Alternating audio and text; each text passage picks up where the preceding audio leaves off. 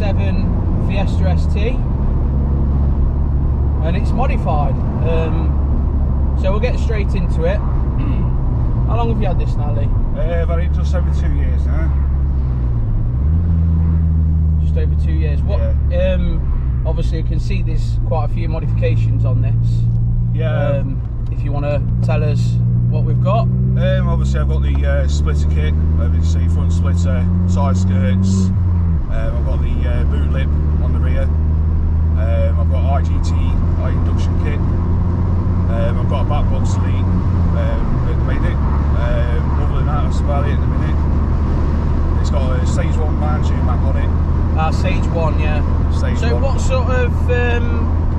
sort of power is a stage 1 roughly? Do you know? I think it's about 215, About 220. About 215, 220. Yeah. Yeah, because you've not had it on dyno yet, have you? No, not a dyno, no. But standard these run 180. 180. So it's quite good really for a stage 1, isn't it? They're really good actually, to be fair. The power is quite good. They're quite smooth to drive. I remember driving one of these in standard form a while ago when they first came out, and they are like a bit of a go-kart, aren't they, really? Yeah, they are. You just quite rigid, and you can throw them around and stuff from standard, really. You can really. You just got to be careful of the rear end because they do step out a little bit. They're quite thingy if you push them a bit too hard. Have you lowered this one? No, it's all standard suspension. Standard sits well, doesn't it, for standard? It does. So, let's see what it can do then.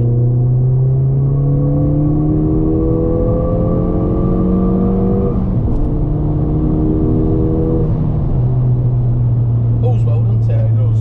I think because, like, power to weight ratio, because the car's so small, it delivers it quite quick. it does, yeah.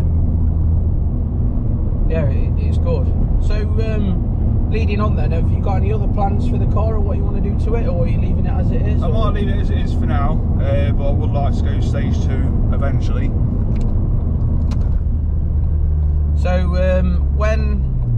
when these are stage 2, what sort of power are they then? About 250 breaker, roughly around about that that'd area. Be good, wouldn't it? Yeah, it'd be nice to just get that little extra oomph out of it.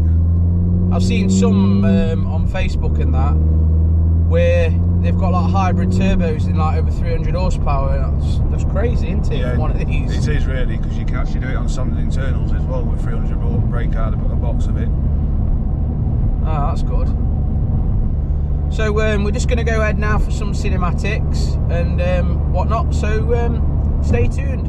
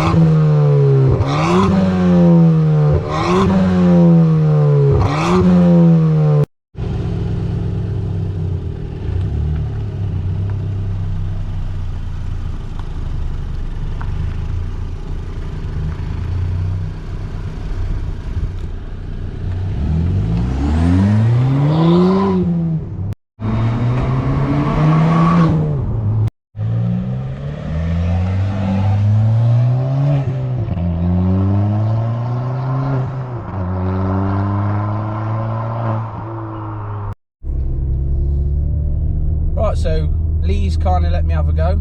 Yeah. So just going to head back now and see what we think. Like I say, I have driven one of these before, but in standard form. So we'll just see what we think to it.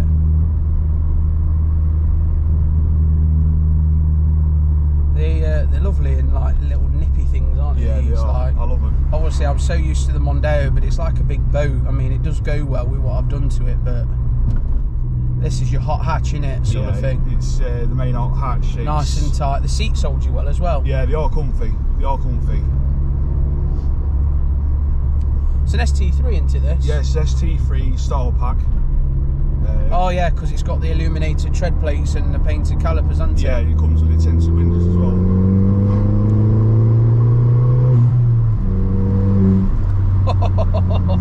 It's quite addictive, that dump valve. Yeah, it comes from the actual air filter itself. Oh, so it's like a recirculating valve. Yeah. It sounds more like a dump valve, doesn't it, on these? It does.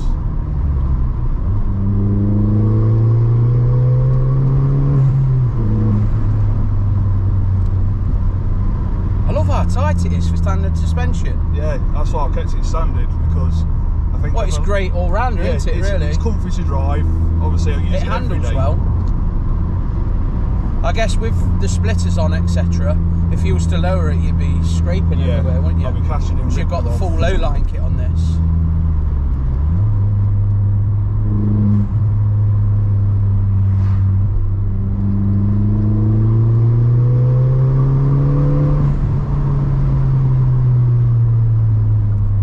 The exhaust sounds good as well, doesn't it? It does, but I'm not keen on it. I've only put it on for, obviously, to see what it actually sounded like. I do want a full system eventually. Yeah.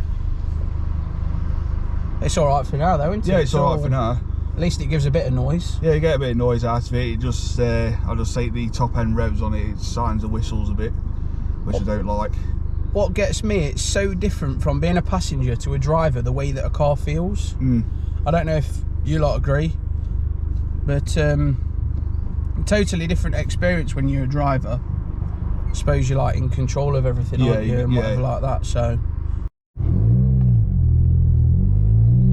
My turn to nip it up the bypass then. Yeah.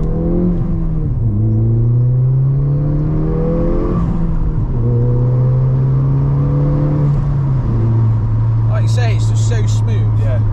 The power delivery is great on it. What sort of, do you know off the top of your head what sort of MPG you're getting at the moment? Or? I'm getting about 43 at the minute. That's ridiculous, isn't it?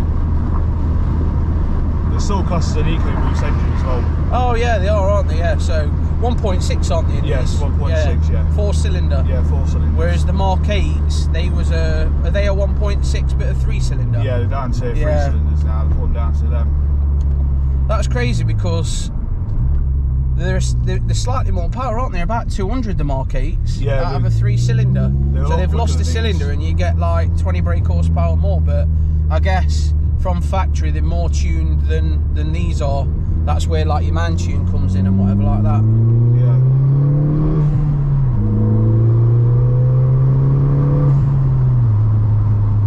I could spend all day in here. Yeah. Fine. On that note, guys, don't forget to like and subscribe. If you want to see your car on the channel, hit me a message on Facebook or Instagram, and I'll see you on the next one.